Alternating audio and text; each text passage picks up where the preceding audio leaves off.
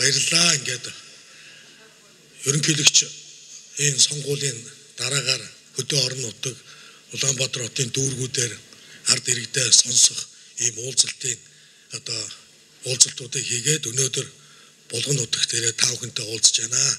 Баярлалаа та бүхэнд. Аялалтай тэмцэх газар бол татан буулгах хэмжээд очсон байна. Энэ компани одоо бүх цаг үед аяллыг бууруулж чадахгүй байгаа юм чи энэ өсвөр том данхар бүтцтэй байгууллага байж болж ийн үгүй юу? Миний хувьд 2014 онд Алтан дорнд Монгол компанид хууль бусаар зөвшөөрөд олгосон тухайн ашиглалтын газрын кадастрын эсийн дарга Чимбаатар дээр нь байгаль орчин сайд оюун хорол мөн одоо хууль бусаар байгаль орчийг сүйтгэсэн гарамжуун одоо их хурлын байгаль орчны байнгын харин даргасан гарамжуун нарын талаар 4 жилийн өмнө өргөдөл өгсөн. Өнөөдөр бол хариу өрөөгүй очихоор өргөдлийг чинь шалгаж гэнэ гэдэг 4 жил шалгаж байна. Ийм хурдастай ийм удаан энэ явж байгаа энэ байгууллагыг байлгах хэрэг вэ нү? Хэрэг ажиллаж чадахгүй бол одоо ерөнхийлөгч бол шүүх прокурор аялалтай тэмцэх газрын одоо удирдлагыг томилох эрхтэй гэдэг энэ эрхүүрийнхээ дагуу сольж өгнө. Ягаад ингэж нөхөө аялалтай тэмцэх газрын ажлын хийхгүй байгаа учраас алан тушаалтууд болон уул уурхайн камерууд үнэхээр даварж байна. Булган аймгийн дашин жилэнд одоо ямар компани үйл ажиллагаа зөвхөн нэг сумд ихэд 3 том компани үйл ажиллагаа явуулж 4 жилийн хугацаанд шүүхээр зогсооцсон байхад үйл ажиллагаа явуулсаад байна. Тэгээ би ерөнхийлөгчийг ирсэндээ өөрийн гарт нь өөрийнхөө усын дугаарыг бичээд таныг бусаад холбогдно гэж итгээд нэг компанитай холбоотой асуулыг танд өгөхөөр ирлээ. Тэтгэврийн тухай одоо надтай адилхан зөндөө тэтгэврийн өгсчүүд байгаа. За тэгээ энэ өгсчүүд бүгд зээлтэй. Бүгд өртөө. Тэгээд би одоо өөрөөрөө бодоод хэлчихээд би муутай. Өнөөдөр би өгчих юм бол өртөө өгөх. Тэгээ миний өгөхтэй тарьсан өрийг үр хүүхэд маань төлнө. Тэгээ тэр төлөх үр хүүхэд маань бүгдээр нь зээлтэй. Цалингийн зээлтэй, бизнесийн зээлтэй. Тэгээ өртөө хүн дээр өр тавьж өгөхөөс одоо айж явна үнэндээ. Тэгээ энэ тэтгэврийн зээлийг одоо яадгийн одоо энэ дээр бодолцож үзэж тэр өгч байгаа хүн тэтгэврийн зээлтэй цуг өгчүүл болдгон болов гэсэн нэг санаа байдгийг. Тэр хийгээд хөдлөөд татвараа төлөөд бүхэл юм насаараа зориулчихад нэг жоохон тэтгэвэр авч байгаа тэрнийхээ хүрэхгүй бол аргаа бараал зээл авч байгаа шүү дээ. Тэгээ тэр миний авсан зээлийг тэр хойч үед нь бити өвлүүлж үлдээж өгөөч. Би тэтгэвэртэйгээд өгчмээр. Би 2004 онд шинжлэх ухааны технологийн сургуулийг үйлдвэрийн экологи байгаль орчны мэргэжлэр төгсөж ирээд одоо ингээд нутагта 17 хүртэл ажиллаж амьдарч байна. Би бол анх сургуулаа төгсөж ирэхдээ нутаг орондоо мэргэжлэрээ ажиллана, залуу хүн нэрч хүчтэйсээ. Тэгээд энэ нэг намчиргалт гэж нэг манай аймагт байдаг Монгол орондоо намчиргалт айгүй их байт юм байна. Ажилд орё гэд очихоор чи аль намынх вэ гэж эхлээд асуудаг. Эсвэл аль нэг намынх байж иж тэр хүн дээшээ гардаг, амжилтанд хүрдэг. Би өнөөдөр 4 хүүхэдтэй. Өнөөдөр би энд Булган аймгийн Хас банкнд харуул хамгаалтын ажил хийгээд 10 жил болж байна.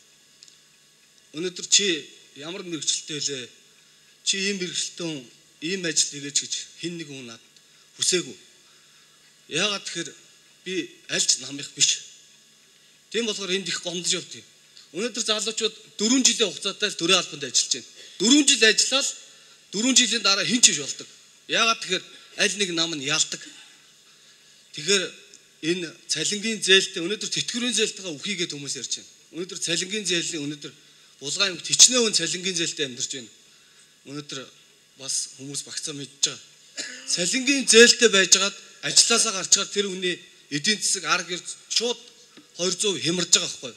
Цалингийн зээлтэй хүмүүсийг өнөөдөр даатгалтай болгомоор байна. Өнөөдөр даатгалаас зээлийн тэр хүнийг ажилтг болохоор тодорхой төдий хувийн хэмжээний зээлийн хаагаа өгчдөг улсын тийм бодлого баримаар байна. 76 гишүүн өнөөдөр яаж юм тэгэхээр хоорондоо хэрүүлээгээл би өнийхөө мөнгө тэгж олсон ингэж олсон гэж яхахын хооронд өнөөдөр ард түмэн өнөөдөр яагаад хямраад байгаа юм бэ? Яагаад цалингийн зээл нэгэ дарагдаад байгаа юм бэ? Өнөөдөр аль нэг намд хариалахдахгүйгээр өнөөдөр залуу боловсон учраас ажилламаар байна. Солонгост очиод гэр бүл нь салсан, Америкт очиод салсан сарилсан зөндөө.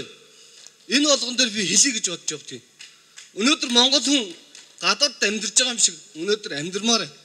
$200 цалин сард авчаад тэрнийхээ 150 60 долларын цалингийн зээлэнд ичээд өнөөдөр оймсоо сольж өмсч чадахгүй булган зөндөө байгаа шүү.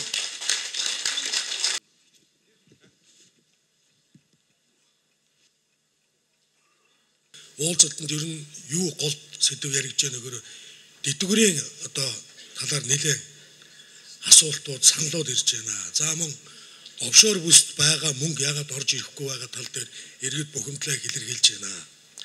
За орон нутгийн шин чанартай бас асуудлууд нэлээд байна. За бас мөн иргэд шагналын тухай бас их санал гомдлууд их ярьж байна. За дэдгүртэй холбоотой асуудал бол 17 оны байдлаар нийтдээ нэг 380 мянга орчим иргэд дэдгүр авдаг юм байна. Энээс 230 мянга орчим нь зээлтэй. 10 банкнаас нийтдээ нэг 680 тэрбум орчим төгрөгийн зээл одоо өгсөн байдаг юм байна. Тэгэхээр нэр дэвшиж явах үед зээлийн асуудал, дэдгүрийн зээлийн асуудал, цалингийн зээлийн асуудал яригдсан.